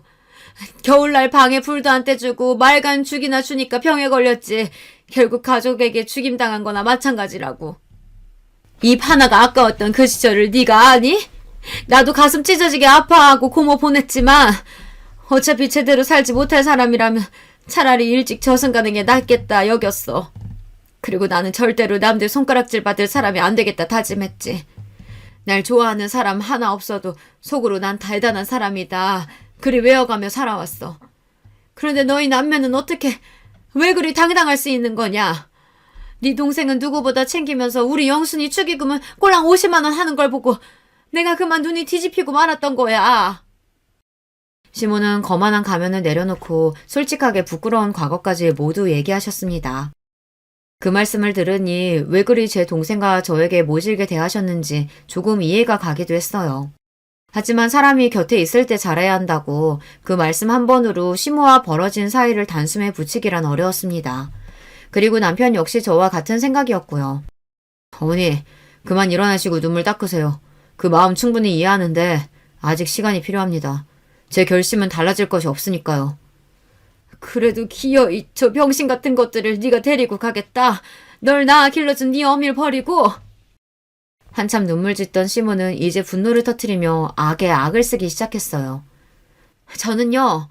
우리 남편이 우리 은지가 설령 어머님이 장애자였어도 다 품었을 거예요. 사랑하는 가족이니까 부족한 부분은 제가 채워주면서 끝까지 책임지고 살았을 겁니다. 시모는 제 이야기에 놀란 눈이 되어 털썩 주저앉아 한참 통곡하셨습니다. 나 이만 가마. 세아가 미안했다. 언젠가가 되면 보자꾸나. 시모는 온몸에 기운이 다 빠진 사람처럼 축 늘어진 모습으로 떠나셨고 그리 끈질기게 연락하고 괴롭히던 일도 멈추셨습니다. 아마 그날 우리의 대화로 느끼셨을지도 몰라요. 서로에게 적당한 거리를 갖고 각자의 상처가 아문 그 어느 나중에 보는 것이 현명하다는 것을 말이죠. 이렇게 혼란스러운 일들이 지나자 우리 세 식구는 평화롭게 지내게 되었습니다. 남편은 백수 생활을 접고 어느 기업체에 취직해서 잘 다니고 있고 전 여전히 동생과 함께 베이커리 가게를 하며 삽니다. 제 삶에서 전과 달라진 점이 있다면 만사에 더 감사하게 되었다는 것. 명절마다 시댁 챙기느라 못 갔던 우리 친정에 가서 재미나게 지내다 온다는 것. 남편과 더 돈독하게 부부의 정이 쌓여간다는 것. 그 정도일까요? 미래의 일은 알 수 없기에 언젠가 시모와 시누이를 만나게 되겠지만요. 만약 이전과 같은 모습이라면 얼마든지 손을 뻗어 내 삶에서 밀어낼 작정이기에 전처럼 두렵지만은 않습니다. 그리고 이제 제 이야기를 마무리하려고 합니다. 가게에서 틈틈이 이 글을 쓰는데 동생이 무척 많은 관심을 가지고 쳐다보더군요. 누나가 글을 쓸 때 표정 이쁘다. 이번 기회로 시작해서 제가 살아온 일 외에도 조금씩 글을 써보려고 합니다. 처녀작이라 부족함이 많았는데 불구하고 끝까지 들어주신 구독자 여러분께 깊은 감사드립니다. 마지막으로 이 말씀 드리고 싶어요. 어떤 사람이 말하더군요. 어린이는 내가 살아온 길을 보여주고 노인은 내가 살아갈 길을 보여주고 장애인은 내가 갈 수도 있는 길이라고요. 나와 내 가족이 갈 수도 있는 길을 현재 걷고 있는 장애인들에게 따스한 시선 보내주시면 참 좋겠습니다. 이만 여러분 모두에게 빵냄새처럼 향긋한 일생을 바람하지 않으며 안녕히 계세요. 안녕하세요. 저는 IT 업계 회사에서 오래 근무해온 50대 중반의 남자입니다. 저 역시 그렇게 살던 때가 있었지만 아무튼 남들 보기에 평탄해 보이는 집안이나 그렇지 않은 집안이나 뚜껑 열어보면 제각각의 사연들이 있는 것 같아요. 제 얘기는 좀 더 복잡하고 꺼내기 무척 거북스러운 이야기이기도 합니다만 같이 들어주신다면 감사하겠습니다. 저와 아내는 회사에서 만났고 아내는 결혼하는 즉시 회사 일을 그만둔 케이스예요. 예전부터 현모양처가 꿈이라고 했었고 저도 수입이나 형편이 나쁘지 않았기 때문에 기꺼이 그렇게 하라고 했답니다. 그래서 얼마 안 있다가 신혼 1년이 지나 아기가 들어섰고 저희 집에 아들이라고는 저 하나밖에 없었기 때문에 아주 경사가 났답니다. 어머니는 우리 아들이 태어났을 때 가끔 봐주시기도 했고 자라는 내내 해마다 적지 않은 용돈을 꼬박꼬박 주셨었어요. 아내는 그때마다 감사하다는 인사를 했었고 어머니도 흐뭇해하셨고요. 어머니 정말 감사해요. 우리 정민이 건강히 잘 키울게요. 주신 용돈으로 옷도 잘 해입히고 맛있는 것도 꾸준히 해먹일 거예요. 아내가 이렇게 인사한 이유는 어머니는 정말 섭섭지 않게 용돈을 주셨거든요. 그렇게 해서 시간이 흘러 우리 아들이 초등학교 4학년쯤 되었을 때의 일인데요. 그쯤 되어 어머니가 많이 아프셨어요. 연세도 연세이기도 하고 그쯤 되면 다들 몸이 안 좋아진다고 하지만 특히 관절이 너무 약해지셨더라고요. 한 번은 지하철 계단에서 쓰러지시기도 하고 제가 정말 헐레벌떡 모시러 갔던 기억도 나요. 이런 일이 몇 번 있으니 어머니를 혼자 두고 싶지 않더라고요. 아내도 이 사실을 알고 걱정했고 한 번은 누나들과 의논을 해야겠다는 생각했어요. 근데 아무리 고민해봐도 어머니를 모실 수 있는 입장은 저밖에 안 되겠더라고요. 아내에게 의견을 물었더니 곧장 바로 수긍을 하더라고요. 그래, 당연히 우리가 모셔야지. 어머니가 우리 정민이랑 나를 얼마나 각별히 챙겨주셨어. 우리 엄마한테 물어보니까 원래 그 나이 되면 다 관절이 엉망진창이 된대. 더 물어볼 것도 없이 얼른 정리하고 오시라고 말씀드려. 이 부분에 저는 무척 감사하는 마음이 컸고 적극적으로 반영을 해서 모든 일이 일사천리로 이루어졌어요. 집안에 있는 한쪽 끝방을 어머니에게 내드렸고 그 바로 옆방이 아들방이었고 저희 안방까지 이렇게 집을 새롭게 개편하게 되었답니다. 그리고 며칠 지나고 어머니가 저에게 감상을 얘기하시는데 다행이다 싶으면서도 좀 걸리는 게 있는 거예요. 아이고 경선이같이 착한 며느리가 어딨어. 그렇게 지극정성으로 날 봐준다 글쎄. 화장실 오갈 때도 계속 물어봐. 괜찮으시냐고. 낮에도 뭐 먹고 싶냐고 물어서 계속 갖다 주더라. 그런데 사돈 어른이 평소에 이렇게 자주 오시니? 내가 여기서 니네 신세지며 할 얘기는 아니다만. 그래서 전 조금 놀랍고 무슨 일인가 했어요. 나중에 아내를 통해서 물어보니 이렇게 말하는 거예요. 아, 엄마가 정민이 계속 보고 싶대서 그냥 편하게 오라 했어.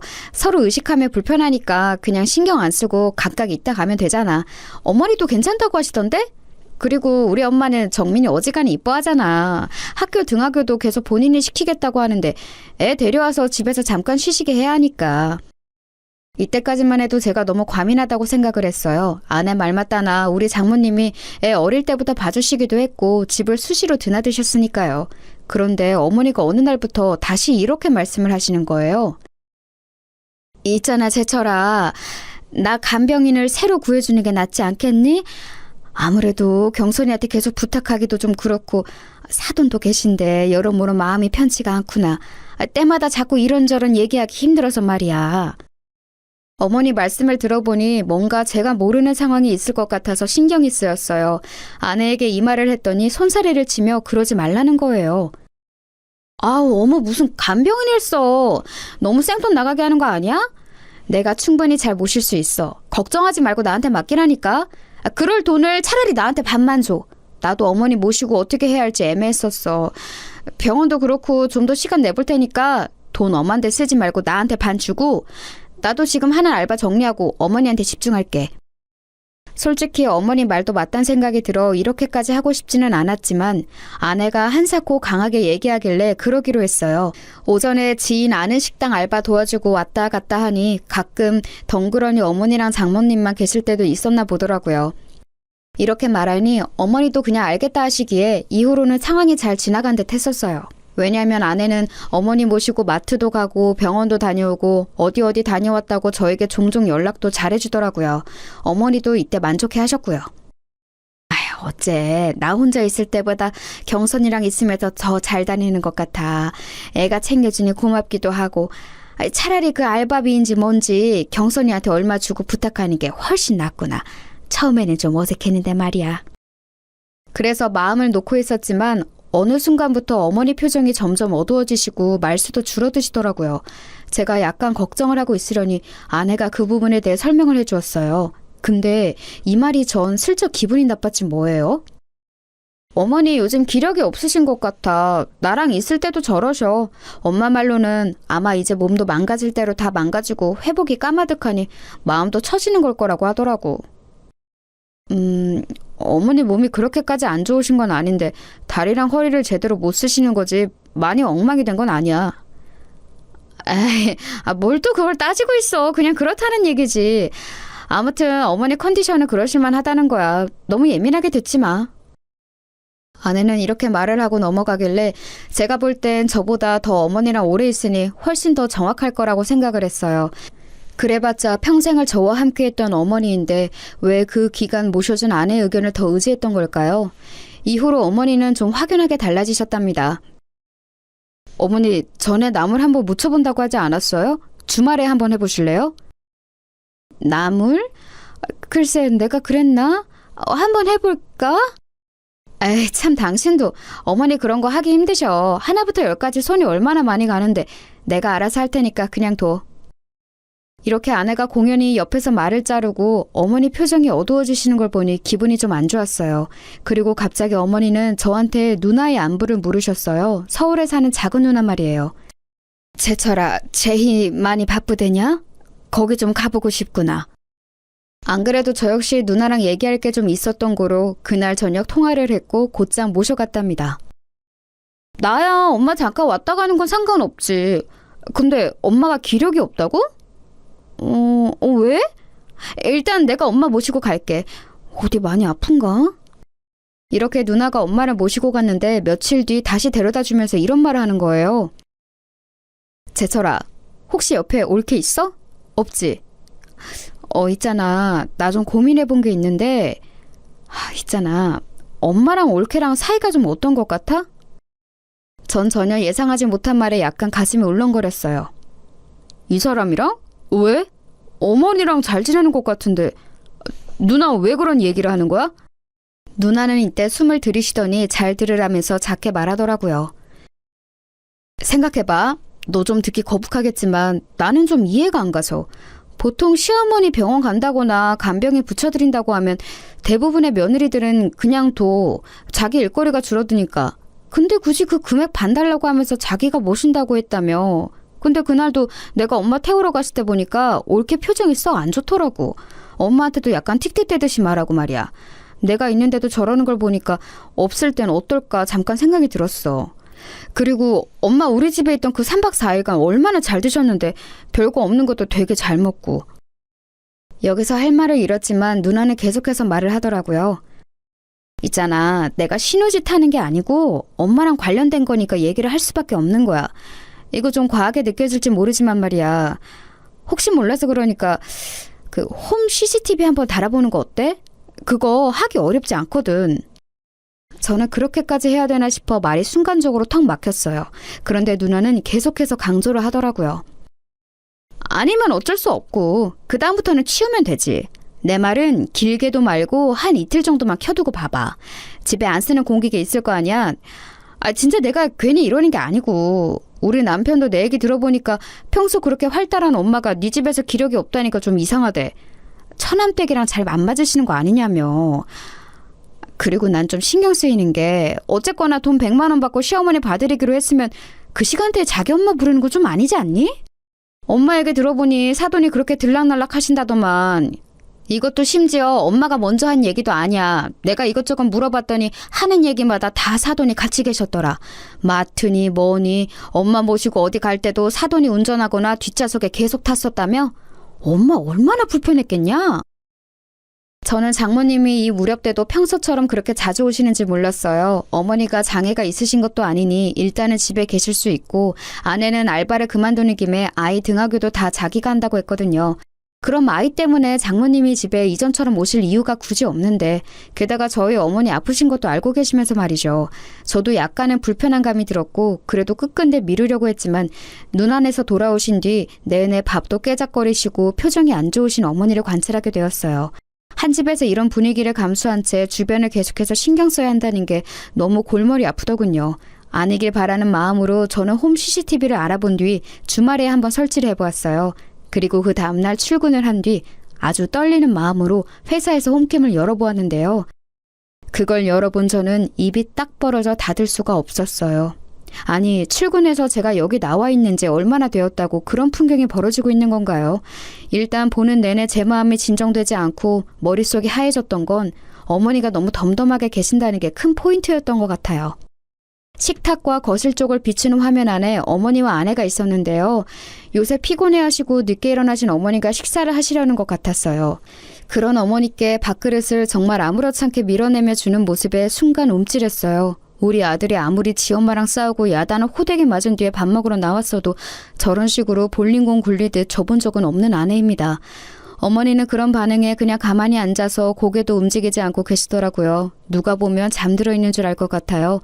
계속해서 얼마 안 되는 그릇 몇 개만 쾅쾅 내던지듯이 두고 곧장 장모님이 한 화면에 잡히는 거예요. 장모님이 있는 상황에서 아내는 어머니에게 뭐라 소리 지르는 모습이 보였고 장모님은 그런 광경을 신경도 안 쓰는 듯 보였어요. 이 장면에서 저는 너무 놀라 잠깐 창을 닫았고 더 보고 있기가 힘들더군요. 오후에 켜서 다시 확인했던 내용에 비하면 이건 아무것도 아닌 셈이지만 적어도 제가 평소 생각했던 그림이 전혀 아니었어요. 아내랑 산 게 10년이 넘었고 이렇게 어머니랑 밀착해서 지내본 건 이 근래가 처음이었을 거예요. 늘 사근사근하게 말씀이 많으신 어머니가 우리 집 와서 너무 불편해하시는 게 아닌가, 왜 말수가 줄어드신 건지 조금 이상하긴 했어요. 그런데 대체 이게 뭐냐고요. 더 충격적이었던 건 꿀렁이는 가슴을 안고 제가 오전 11시쯤 다시 확인했을 때였어요. 그 안에 중간중간 확인했을 때에는 어딜 나간 건지 어머니는 방에 계시는 건지 잘 안 보였거든요. 이때는 거실에서 장모님과 어머니, 아내 세 사람 다 잡히길래 숨을 죽이고 다시 봤어요. 그런데 소파에 털썩 주저앉은 장모님과 우리 어머니는 화장실 쪽으로 허벅지 쪽을 잡고 힘들게 이동하시는 게 보이더군요. 분명 제가 있을 땐 아내가 일일이 서서 거드는 걸 봤는데 아내는 우리 어머니 쪽을 향해 뭐라고 소리를 지르는 듯 했어요. 이때도 너무 당혹스러워서 얼마 안 보다 다시 껐고 생각할수록 누나가 염려한 최악의 상황이 맞으면 어떡하나 고민되더군요. 하지만 오후쯤 다시 보았을 때 여전히 저를 짜증나게 만들었던 건 아내가 우리 어머니를 적잖이 함부로 대하는 상황 안에 장모님이 계속 계셨다는 거예요. 자기 집인 양 퍼져 계시더군요. 우리 어머니는 작은 방에서 나오시는 것도 못 봤고 날도 더운데 선풍기 하나로 괜찮으실까 싶었어요. 헌데 이쯤에서 제가 제 눈을 의심하게 된 화면이 있었는데요. 화장실로 어머니가 또다시 움직이는 모습이 있었는데 아내가 그 뒤를 따라들어 어머니의 등을 그 얄팍한 손으로 내리치는 거예요. 이미 앞서 많은 불쾌감과 혼란이 왔기에 이날 점심도 먹지 못하고 시뻘건 눈으로 이것만 계속 보고 있었는데 여기선 너무 놀라 저도 모르게 헉 하는 소리가 튀어나왔어요. 어머니는 아내의 손찌검에 그냥 고개를 숙인 채로 화장실 문을 열고 그대로 들어가시는 게 보였고 장모님은 분명히 그 장면이 보이는 곳에 있는 듯한데도 미동 하나 없으시더군요. 전 여기서 화면을 내린 후 목에 뭐가 걸린 듯 입을 계속 열고 있었어요. 침을 넘기기도 힘들고 대체 뭘 본 건가 싶더군요. 꿈이어도 깨면 기분이 지독하게 나빠올 판에 이게 뭔 상황이냐고요. 이게 현실이라니. 내가 아는 아내가 화면상 너무 진지하게 우리 어머니를 함부로 대하고 있었어요. 세상 무슨 자기 친구도 아니고 원수라도 저렇게 밀어대며 취급하지는 않을 것 같아요. 식사 준비하는 것부터 너무너무 기분이 이상했고 이후로 이뤄지는 광경들까지 무엇 하나 정상인 게 없었는데요. 심지어 우리 어머니 등짝으로 아무렇지 않게 손을 대며 화장실로 밀어내는 모습은 대체 뭐란 말인가요? 저는 곧장 떨리는 마음을 누르고 누나에게 바로 연락했고 놀란 누나에게 영상을 캡처해서 보내주었어요. 누나, 나 지금 내가 뭘 본 건지 모르겠다. 누나가 봐도 이상하지? 나 지금 좀 토할 것 같아. 어떡하지? 진정이 안 돼. 이 사람이 왜 그런 걸까? 누나, 나 이해 좀 시켜주라. 왜 이러는 거야? 아니야. 이 사람이 나보고 어머니 자기가 챙기겠다고 했는데 왜 그랬을까? 우리 어머니가 그렇게 경선했는데 말이야. 사진 보면 알겠지만 누나, 어머니 그냥 가만히 있단 말이야. 저렇게 손으로 쳐대는데 이게 말이 돼? 나 어떻게 이런 일이 다 있어? 누나는 전화를 일단 끊어보라더니 대강 확인이 되었는지 다시 전화가 걸려왔어요. 제철아, 안 되겠다. 좀 기다려줄래? 나도 같이 가봐야겠다. 나 금방 니네 집 가니까 너도 일단 집 쪽으로 가고 있어. 앞에서 만나자. 이리하여 누나와 저는 동시에 집으로 향했고 현관문을 열고 들어가 보고 제가 기함했던 건요. 아직도 장모님이 계셨다는 거죠. 박서방 지금 왔는가? 아이고, 너무 오래 있었네. 이제 일어나야겠다. 그렇게 말씀하시는 장모님은 뭘 그렇게 까드시고 계셨는지 소파 앞 테이블엔 과자가 한 봉지였고 볼이 미어질 정도로 빵빵해지셨더군요. 아내도 덩달아 일어났고 아들은 욕실에서 씻고 있는 듯 했어요.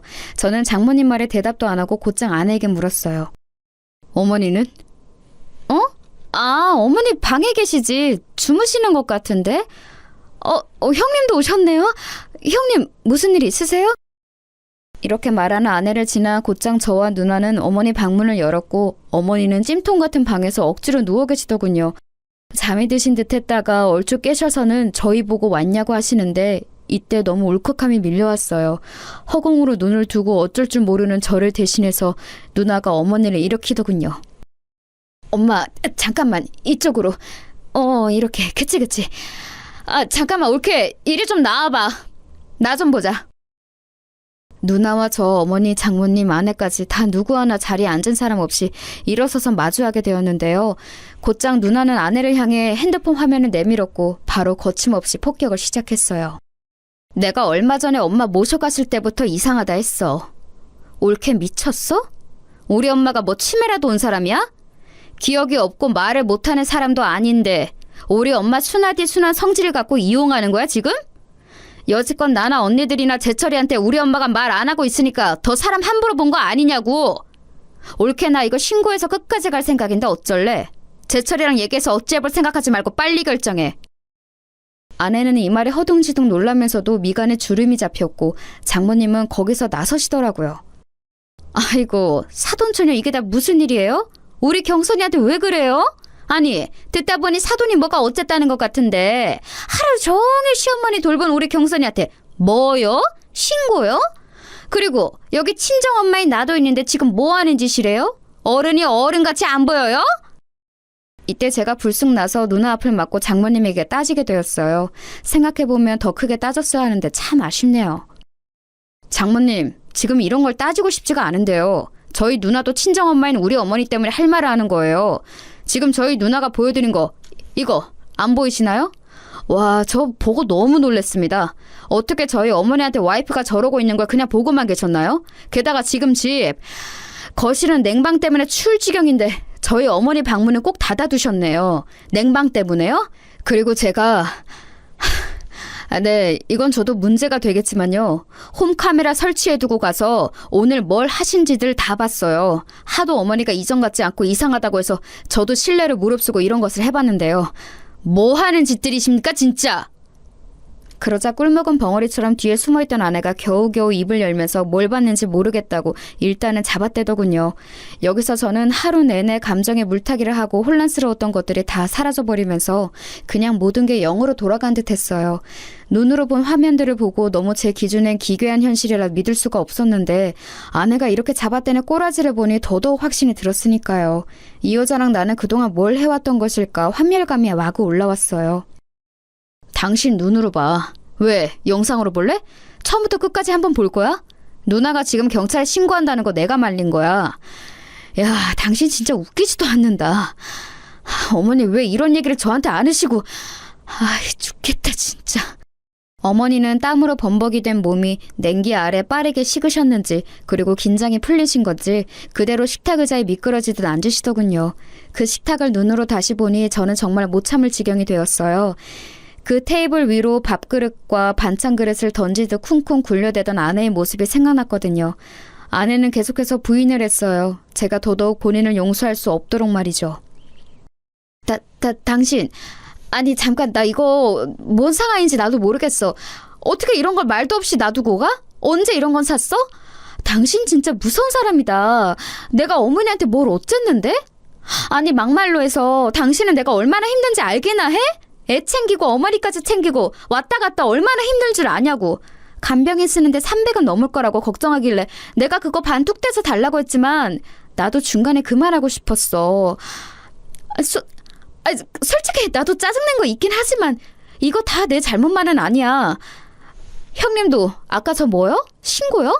와 진짜 너무하시네요. 본인이 돌보실 생각은 안 하시고.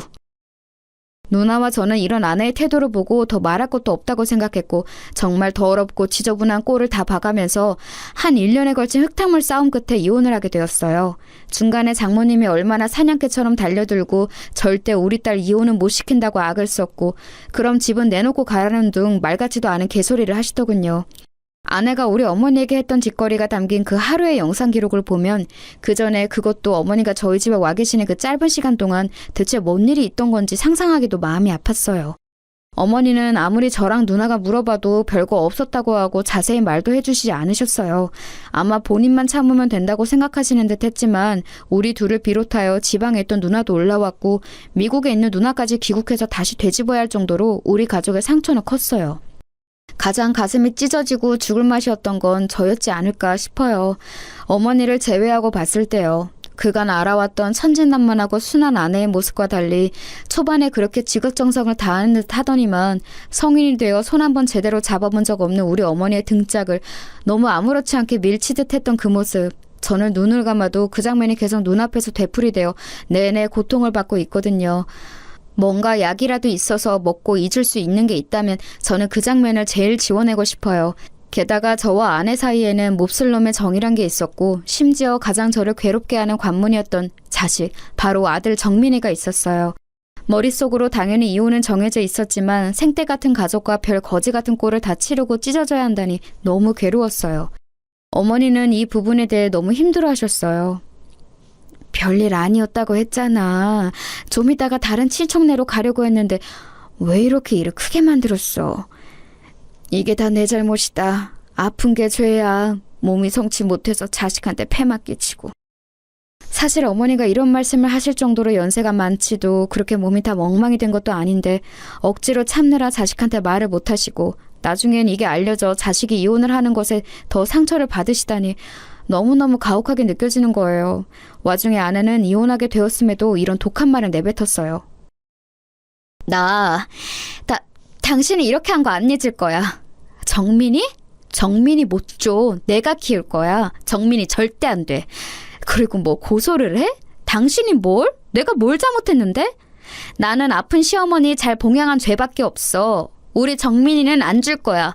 정민이 누가 다 키웠는데? 우리 엄마가 나 아플 때 끼고 키운 애야. 아무튼 안 돼. 나는 뭐 고소 못할 줄 알아? 당신 몰래 촬영한 거 범죄야. 나도 알아볼 거야. 아내는 이렇게 악을 쓰고 소리소리 지르면서 자기의 다른 면모를 확인시켜 주었어요. 사실상 저런 일을 저지른 여자가 애를 데려가서 키운다는 것을 참을 수 없었지만 아이에게 물어봤을 때 얘는 이렇다 쉽게 결정을 하지 못하더군요. 사실 정말 너무너무 가혹한 일이긴 했습니다. 도대체 왜 제 잘못이 무엇이길래 명백히 아내가 저지른 일로 어머니도 다치시고 제 결혼 생활도 파괴되고 아직 엄마 정을 못된 아이까지 빼앗기게 된 것이었을까요? 심지어 장모님은 동네에 온갖 욕을 퍼뜨리며 제가 바람을 피워서 이혼했다는 괴소문까지 퍼뜨리기 시작했어요. 찢어지게 가난한 본인네 집 형편에서 그나마 여유 있는 집에 시집간 막내딸내 기대어 매번 저렇게 왔다 갔다 본인은 호강에 겨우셨겠죠. 근데 이혼당해서 그 집을 나가야 하고 쫓겨나는 신세가 되었으니 아주 심술이 대단히 나셨나 봐요. 어차피 저는 집을 정리하고 그 동네로 옮길 예정이고 어머니 상태가 생각보다 많이 악화되셔서 더 신경 쓸 길이 없었어요. 이 무렵에 저는 정말 누가 뒤에서 제 등을 좀 잡아줬으면 좋겠다 싶을 정도로 아주 위태위태한 상태였어요. 어머니 영상을 본 것도 머릿속에 너무 뚜렷하고 살다 이렇게 기가 막힌 뒤통수를 맞아보는 것도 처음이었고요. 제가 이룬 가족도 붕괴되었고 매일 밤 퇴근해서 들어가며 보던 풍경과 아이 역시 다 잃게 되었으니까요. 게다가 스트레스가 꽤 심하셨는지 어머니는 얼마간 추가적인 치료를 더 많이 받게 되셨어요. 그동안 저도 회사에 휴가를 내고 한동안 정신과 치료를 받았어요. 뭐 할 수 있는 게 아무것도 없더라고요. 아내는 양육비며 이것저것 요구하는 게 많았지만 넋이나가 대꾸를 못하는 절 대신에 작은 누나가 많은 것들을 해결해주고 대신 맞서 싸워주었어요. 그래서 더 역한 꼴까지 가진 않았지만 하여간 저는 이후로 크게 일을 갈게 되었어요. 인간을 이렇게까지 미워해본 일은 아마 처음이 아닐까. 그것도 아이러니하게 사랑해서 결혼을 했고 아이까지 함께 낳아 키웠던 여자라니. 차라리 바람을 피웠다면 이보다는 나았을 텐데 싶어 몇 번이나 자다 깨서 경기를 일으키곤 했어요. 어머니의 상황은 갈수록 좋아지지 않았고 누나들의 근심도 커져만 갔어요. 누나들은 가급적 제가 빨리 일상에 돌아가길 바랬고 보다 못한 작은 누나가 이런 조언을 하더군요. 제철아, 일단은 잘 살아야 돼. 네가 지금 할 일은 그거야. 엄마도 지금 별 수가 없어. 올케 정말 이상한 인간이잖아. 그 일 다 잊으라는 거 아니야. 어떻게 잊냐, 사람인데. 잊어서도 안 되고 말이야. 일단은 너 살 길을 찾아서 살고 살아서 숨이라도 쉰 다음에 그 뒷일을 생각해보자. 이렇게는 죽도 밥도 안 돼. 왜 우리가 힘들어야 해? 엄마도 곧 좋아질 거야. 좀 견뎌보자. 누나의 말을 듣고서 저는 희망이 없는 상황이었지만 어떻게든 힘을 내보게 되더군요. 맞아요. 되던 안 되던 일단 살아서 숨구멍이 트여 있어야 뭐든 할 수 있는 거잖아요. 저는 얼마 안 가서 다시 회사로 복귀했고 이혼 사실을 주변에 조금씩 알렸고 사유에 대해서 굳이 언급은 하지 않았어요. 괴로웠던 건 아이를 아내가 데려가서 키우는 것 때문에 제 쪽에 결함이 있는 걸로 생각하시더라고요. 저는 이런 시선 때문에 더더욱 제 아이를 갈망하게 되었고 가끔씩 아이와 마주하게 될 때마다 속으로 더 크게 다짐을 하게 되었어요. 어머니와 아들 사이에 이처럼 쓰린 상처를 남겨 아리게 만든 건 절대 그냥 넘어가진 않겠다고 말이에요. 이혼은 어디까지나 필요한 과정이었을 뿐 저는 아내에게 제대로 제 화를 토해내지 못했어요. 그때는 너무 억울했는데 지나고 보니 그렇게 바보같이 제대로 화를 부리지 못했기에 다행이라고 생각해요. 그렇게 어줍지 않은 돈 따위로 퉁치고 해결 보지 않고 마음에 서슬퍼린 칼날을 품고 이를 갈다가 훗날 이렇게 완벽한 복수를 이루었기 때문입니다. 저는 정말 아주 근성 있게 계속해서 아내에게 완연하게 되갚아줄 날만을 기다려왔어요. 아이를 만나는 걸 방해할 때나 순순히 만나게 해줄 때나 그렇게 아이와 저와 아내 모두 적당히 나이를 먹어가는 동안에 말이에요. 본래 결혼할 때도 그랬지만 이혼할 무렵에는 정말이지 아내는 얼마 가진 것도 없이 정민이를 데리고 쫓겨나다 친정으로 갔었어요. 장모님이랑 같이 나란히 큰오빠네 집에 들어앉았다고는 들었어요. 그래서 어쩔 수 없이 우리 정민이도 지방으로 전학을 가야 했고요. 장모님은 더 물주가 되어줄 줄 알았던 사돈댁이 얄미워 사위가 바람을 피웠다고 소문을 냈고 그걸 결국 손주인 우리 아들이 돌려받았어요. 수군대는 사람들 때문에 어차피 이 지역에서 못 살게 되었고요. 전 중간에 몇 번이나 아들에게 사정을 물었어요. 지낼만해? 중학교는 어때? 엄마랑은 잘 지내고 있어? 친할머니가 너 많이 보고 싶어해. 이렇게 말하면 아들은 초반에는 이렇게 말을 했었어요. 엄마가 아빠네 가족 얘기하는 걸 싫어해. 다음 주부터는 너무 자주 안 만났으면 좋겠대. 나는 아빠랑 만나는 거 편한데 엄마랑 같이 있기 힘들어. 엄마 맨날 화만 내. 아들 얘기를 쭉 들어보니 역시 생활고가 만만치 않은 듯 했어요. 그러면서 뭐라고 애한테 화풀이를 해대는 건지 이상한 기대까지 하고 앉았더군요. 나 엄마가 좋은데 외삼촌이랑 외숙모는 싫어. 나랑 엄마가 여기 와서 사는 게 싫으신 것 같아. 사촌 형도 눈치 주고. 외할머니는 나한테 여전히 잘해주지. 근데 엄마랑 맨날 싸우셔. 전에 삼촌이 엄마한테 생활비 얼마 내라고 해서 불같이 싸웠거든. 삼촌이 엄마한테 욕하고 장난 아니었어. 그래도 엄마는 나 공부시키려고 장난 아니야. 옛날에도 엄마가 욕심이 있긴 했잖아. 이렇게 아들 말 그대로 아내는 꽤나 아들한테 욕심이 있던 사람이에요. 어릴 때부터 이것저것 빠져서 애한테 영어 유치원이며 뭐며 자기가 못해본 꿈을 이루겠다고 어지간히 공부도 시켜댔었어요. 이상하게 허영이 있어서 돈 있는 여자들이랑 어울려 다니면서 허세를 부렸었고요. 아들 말에 의하면 지방까지 내려갔음에도 고등학교는 좋은 데로 진학시키려고 용을 쓴다더라고요. 엄마는 나를 되게 착각하고 있는 것 같은데 나는 좀 부담이 돼. 나중에 교육비랑 등록금 감당은 어떻게 하라고 하는지. 이때 저는 어딘가에서 힌트를 얻었고 아들에게 조심스레 물었어요. 너는 공부도 하고 싶어? 형편이 안 되니까 엄두가 안 나는 거야? 아니면 진짜 하기 싫은 거야? 그러자 아들이 눈치를 쓱 보더니 공부를 하고 싶다더군요. 어릴 땐 몰랐는데 나도 대학 목표가 조금 생겨서 하고 싶어.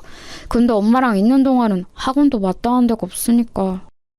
일단 저는 알겠다고 하고 좀 더 생각을 해보았어요. 그 뒤로도 번번이 연락을 이어가던 중 아내가 아주 죽을 똥 일해가면서 자기 큰오빠네 집엔 생활비 한 푼도 안 주고 그걸 갖다가 아들 학원에 몰아준다는 걸 알게 되었어요. 점점 아들은 이 분위기를 부담스러워 하더군요. 엄마는 자꾸 내가 좋은 대학만 가면 끝이라고 해. 그럼 자기 고생을 보상받는다고. 외할머니랑 싸울 때도 계속 저런다니까. 정민이 대학 가기만 해보라고 외삼촌이랑 외숙모도 가만 안 두겠다고 하는데 엄마가 말을 계속 저렇게 하니까 내가 여기서 눈치 보이는 거야. 외할머니도 너무 약발이야. 외숙모 막 괴롭히고 솔직히 언제 쫓겨날지도 모르겠어. 너무 불안해 나. 상황 돌아가는 걸 보니 정말 어지간히 구역질 나는 꼴이 아니더라고요. 워낙에 어렵게 살아왔다는 건 알고 있었지만 애를 통해서 뭔가를 해소하고 보답받으려고 하는 꼴이 참 여전해 보였어요. 이걸 보니 더더욱 신물이 올라온 건 우리 어머니를 구태여 본인이 보겠다고 간병인에게 쓸 거 반 떼달라고 했던 것도 돈 때문이란 걸 확신이 있어서예요. 그렇지 않고서야 자기가 나서서 그렇게 귀찮은 일 굳이 했을 리가 없으니까 말이에요. 아무튼 저는 이런 사태를 계속 주시하고 있었고 나름 제가 할 수 있는 준비는 차분하게 다 해두었던 것 같아요. 그런 와중에 아들은 시간이 지나 저에게도 아주 좋은 소식을 가져왔어요. 아빠, 나 사연대학 붙었어. 진짜 믿기지가 않아. 와, 너무 신나. 아빠 축하해 줄 거지? 저는 너무너무 축하한다고 했고 진심으로 아이가 이룬 결과물이 대단하다는 생각이 들었어요. 뿌듯하기도 했고요. 그래서 아들을 만나서 밥을 사주는데 이 녀석이 아주 근본적인 고민을 털어놓는 거예요. 아빠 있잖아. 엄마가 첫 학기 때 빼고는 등록금을 대줄 수가 없대. 나보고 휴학하고 알바하던지 군대를 가라고 하더라고. 나도 형편이 그래서 가고는 했었어. 어쩔 수 없지 뭐. 근데 나 고민되는 건 이게 아니라 엄마 때문에 좀 너무 피곤해. 빨리 알바해서 돈이라도 벌어오라는 둥 아니면 얼른 취직해서 이제 나보고 먹여 살리라고 하는데 외할머니까지 나란히 나를 보고 있으니까 진짜 미치겠어. 엄마는 빨리 다시 서울로 가고 싶다고 난리야. 역시나 보자 하니 구질구질하게 아들한테 모든 걸 기대고 있었더라고요. 그러면서 자기가 그렇게 극성을 떨어서 공부시킨 아들로 덕 좀 보려고 했었고요. 이제 갓 좋은 대학에 들어간 것뿐인 애한테 애엄마랑 노인네 둘이서 대체 뭐 하는 짓일까요? 저는 본격적으로 제가 꽤 고민했던 사안을 꺼내어 아주 조심스럽게 아들에게 제안을 했어요. 이걸 아들이 받아들이면 얘기가 되는 거고 만약 아들이 조금이라도 흔들린다든지 어찌됐든 안 될 이유가 있다면 다 의미가 없어지지만요. 아들은 제 얘기를 듣고 적잖이 충격에 빠졌어요. 아빠 꼭 그렇게 해야 해? 근데 나는 그렇다 치고 엄마 진짜 가만히 안 있을 거야. 엄마 성격 아빠도 알지 않아? 아빠는 헤어진 지 오래돼서 모르나 본데 엄마 진짜 장난 아니야. 아무나 하고도 막 싸워. 아빠랑 이혼한 것도 이제 막 외할머니 탓이라고 하고 엉망진창이야. 엄마가 알면 가만 안 있을 거야. 저는 그런 건 다 예상했기 때문에 별로 문제가 되지 않았어요. 이혼한 순간부터 쭉 이렇게 될 날만 기대하고 준비해왔으니까요. 그건 정민이 네가 걱정할 건 아니야. 아빠가 궁금한 건 딱 하나야. 네가 유학을 갈지 아닐지 그거 하나뿐이라고. 그렇게 할 거면 아빠 뜻에 따르고 아니면 엄마랑 계속 그렇게 지내면 돼. 저도 이렇게 얘기하면서 아들에게는 한편으로는 무거운 짐을 지운 것 같았지만 사실 이건 복수이면서도 당연한 명분이 되더라고요. 제 입장에서는 그렇게 아내가 독을 품고 자기 할 몫은 다 내팽겨 쳐가며 자기 남편의 어머니와 그 아들인 저에게 마구 상처를 주고 가학적인 짓을 했으니 이 부분을 꼭 되갚아주고 싶었어요. 아들로 인해 최악의 상황을 겪고 만신창이가 된 어머니 때문에 복수하고 싶어서라도 아내가 꼭 그 기분이 어떤지 비슷하게 체감이 될 꼴을 만들어주고 싶었답니다. 그래서 제가 생각했던 복수는 아내로부터 아들을 빼앗는다는 것이었어요. 그렇게 공들여 키운 이혼하고 쫓겨나서 별의별 수모를 당하고 찌질하게 살아가며 오직 자식 하나만 공부시켜놨는데 이 아들이 돈 따라서 눈앞에서 사라진다면 어떤 기분이 들까요? 제가 이렇게까지 마음을 먹게 된 건 단순히 어머니에게 그런 짓거리를 했기 때문이 아니에요. 어머니는 정말 저를 생각하는 마음 하나로 제 가정이 붕괴되지 않길 바라는 마음에 꾸역꾸역 참고 말을 안 하셨어요. 나중에 저의 이혼으로 인해 더 스트레스를 받고 충격과 우울증에 시달리셨고 계속해서 요양병원 신세를 지고 계십니다. 중간에 누나들은 몇 번이나 어머니가 잘못될까 마음을 줄였어요. 숨이 불어서 계속 우리 곁에 있어주는 것만으로도 감사한 마음이지만요. 저는 궁극적으로 우리 어머니를 저렇게 만들어버린 아내를 용서할 수 없어요. 아내가 가장 집착하고 눈이 돌아있는 것을 빼앗아 아내의 생활을 엉망으로 만들어버려야 제가 살겠거든요. 아무튼 아들은 제 제안을 듣고 많이 놀랐고 감당이 안 되는 듯 했지만 저는 차분하게 설명을 했어요. 아들에게는 복수가 아니라 아들이 놓인 환경상 이혼하고 경제적 여유가 있는 한쪽 부모의 입장에서 당연히 제가 할 수 있는 제안임을 이해시켰죠. 너도 알아들을 나이가 되었으니까 얘기하는 거야. 엄마가 그간 너를 고생해서 키운 건 인정한다. 하지만 이후의 생활은 어때? 좋을 거라고 상상이 되니? 그렇지 않잖아.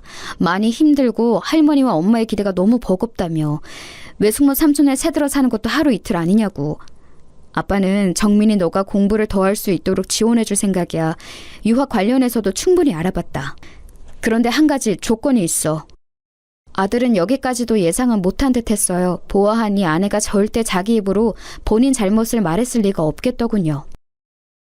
아빠가 굳이 엄마와의 연락을 모두 끊어야 지원해줄 수 있다고 말한 건 이유가 있어서야. 친할머니가 아프신 건 엄마와의 관계 때문이란다. 네가 엄마랑 같이 있으면서 내 지원을 받으면 엄마는 그걸 좋게 받아들이지 않을 거야. 받긴 받겠지만 자기를 위해서 쓰겠지. 이런 얘기를 너한테 해서 미안하지만 아빠는 그런 상황이 된다면 너한테 오롯이 들어가는 게 아니라 외할머니와 엄마한테 넘어갈 돈을 지원해줄 수 없다. 그래서 너한테 다소 힘든 상황이겠지만 제안을 해보는 거야. 사실 진즉 아빠는 널 데려와서 키우려고 했어. 하지만 너가 엄마 손이 많이 필요해 보였고 엄마도 너를 못 놓았고 순전히 널 위한 배려로 엄마 곁에 둔 거야. 내 경제적인 도움이 필요하다면 아빠는 얼마든지 줄 수 있어. 하지만 엄마랑 연결되어 있으면 도와줄 자신이 없구나. 너는 어떻게 하고 싶어? 아들은 시간이 필요하다고 했고 저는 결정할 시간을 주었어요. 이 시간이 참으로 아들에게 무겁고 갑갑한 시간이었을 거란 건 알지만 어쩔 수 없어요. 우리 가족이라는 형태 안에서 한 번은 넘어야 했을 고비니까요. 당연히 아들 입장에선 너무 어려웠을 거란 생각이 들었죠. 그래도 전 막힘없이 같은 제안을 할 뿐이었어요. 성인이 되어 자기 의사를 결정하게 되었고 한쪽 부모와의 삶이 많이 버겁다면 아이는 다른 선택을 할 수도 있는 거예요. 결국 제가 주었던 기한이 다 되어 아들에게 전화가 걸려왔어요. 이때는 저도 순간적으로 두근거리더군요. 아빠, 나 엄마랑도 좀 얘기를 해봤어. 엄마가 단번에 안 된다고 하더라. 아빠에게 안 꺼내고 그냥 유학 얘기만 했는데 엄마는 도저히 받아들일 수 없나 봐. 무슨 형편으로 가냐고 난리를 치고 호강 좀 받아보겠다고 다 키워놨더니 무슨 개똥 같은 소리냐고 하네. 그래서 저는 다시 되물었어요. 네 생각은 어떤데? 엄마의 의견은 그렇다 치고 네 생각도 확실하게 말을 해봐. 나는 내 마음으로는 유학을 가고 싶어. 상상도 못 해봤던, 꿈에서도 한 번도 안 그려봤던 그림이 유학이야. 근데 아빠한테 얘기를 들으니 정말 참을 수 없이 가고 싶어졌어. 저렇게 엄마가 반대하고 들어놓으니까 더더욱. 아들은 간절히 가고 싶어하는 게 느껴지더라고요. 저는 더 들어볼 것도 없다고 판단했어요. 그럼 된 거야. 너는 유학을 가면 돼. 뒷일은 아빠가 알아서 할 테니 신경 쓰지 말고 네가 간단히 생활할 짐들을 챙겨서 나와라. 이렇게 되어 아들은 짐을 챙겨서 서울에 있는 제 집으로 왔고요. 그전까지는 지 엄마에게 아무것도 오픈하지 못하도록 했어요. 이윽고 이 사실은 제가 전화로 알리게 되었답니다. 저는 이 순간을 얼마나 기다렸는지 몰라요. 정말 수년이 지나서 10년이 지나 목소리로 서로 1:1 대면을 하게 된 것 같아요. 개면쩍게 전화를 받는 아내에게 저는 결론부터 줄줄이 말을 해나갔답니다. 오랜만이네. 나도 당신한테 전화 같은 거 걸고 싶지 않았어. 진정하고 있잖아. 정민이는 내가 알아서 할 테니까 당신은 이제 당신 앞가림이나 잘하고. 알겠지? 뭐? 정민이가 뭘 어쩌고 어째? 지금 뭔 말을 하는 거야 당신? 이처럼 덜 떨어지고 멍청한 말투로 분을 토해내는 아내의 반응을 보며 저는 정말 속으로 너무너무 웃음이 나와서 멈출 수가 없었어요. 너 우리 어머니한테 한 지 잊었어? 어디 한번 제대로 뒤통수 맞고 아들과 엄마 사이 피눈물 경험해봐. 이 말이 목구멍까지 차오르는 걸 참느라 목이 아플 정도였네요. 머리가 나빠? 무슨 말인지 모르겠어? 애 공부에 오른시키느라고 본인 머릿속 지능은 다 갖다 버렸나 봐.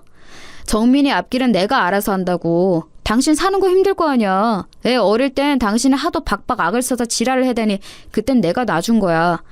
거진 10년이 되도록 끼고 살았으면 할 만큼 누린 거 아니냐고. 이젠 뒷일은 내가 알아서 할 거야. 애 유학도 하고 그 구질구질한 데서 안 살게 끌어내왔어. 그니까 여기는 신경 끄라고. 알아듣지? 저는 이때 환희를, 이 기쁨을 정말 이기기 힘들었어요. 어머니 일을 당했을 때 저는 너무 충격이 크고 주저하며 바보같이 어쩔 줄 모르고 소극적으로 대처했었어요. 몇 번이나 나쁜 생각을 했었고 어머니는 그런 상황에 두고 아내를 철썩 믿었던 저를 탓했었고요. 저는 정말 그날의 장면을 한 번도 잊은 적이 없었고요. 계속해서 기다리고 또 기다렸어요. 철저히 준비해서 구질구질한 싸움 없이 아주 간편하게 아내에게 복수를 할 수 있는 날은 말이에요. 아내가 저렇게 발작을 일으키는 건 그간 저의 고통에 대한 아주 재미있는 보상이랄까? 솔직한 마음으로 더 잘못되라는 마음도 컸지만요. 아무튼 아내는 길길이 날뛰고 그 뒤로도 한 일주일간은 전화가 왔었어요. 저는 마무리 확실히 짓기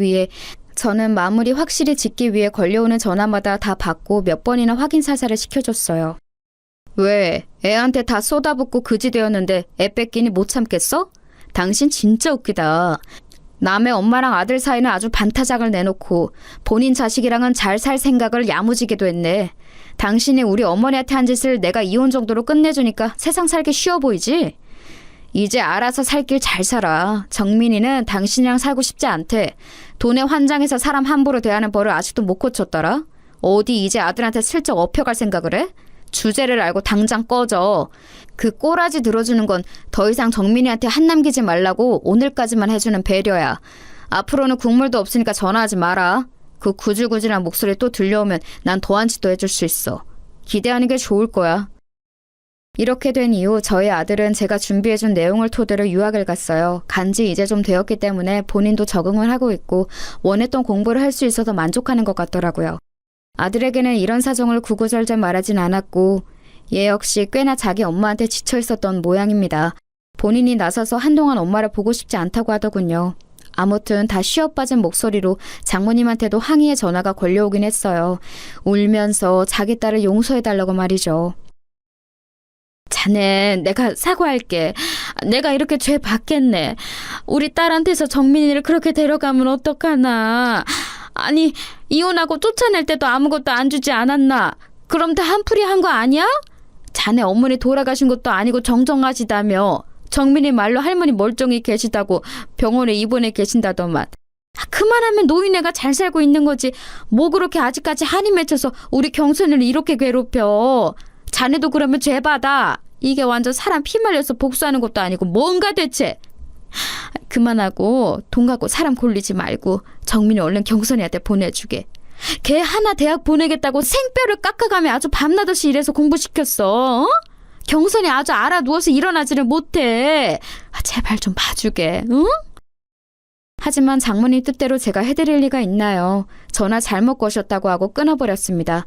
그리하여 저는 저대로의 삶을 살고 있고 아들과 연락을 매일 주고받으면서 살고 있어요. 저도 시간 날 때 출장 시기를 맞춰 같이 들어가서 만나기도 하고 아들과의 추억을 새롭게 만들어가는 중입니다. 어머니도 느지막이 정민이가 우리 쪽으로 온 걸 아시고 조금은 마음을 놓으신 듯해요. 말짱한 아들이 이혼하고 손주까지 처가로 넘어간 것 때문에 어머니는 마음의 우라가 엄청나셨거든요. 기나긴 시간을 지나 요 2, 3년이 저에게 있어서는 비로소 살아있는 듯한 느낌이 듭니다. 그리고 더 열심히 살아야겠다는 생각도 드네요. 너무나 주관적인 얘기고 분에 차이는 얘기라 듣기 다소 불편하실 수도 있겠습니다만 들어주셔서 감사합니다. 건강하세요.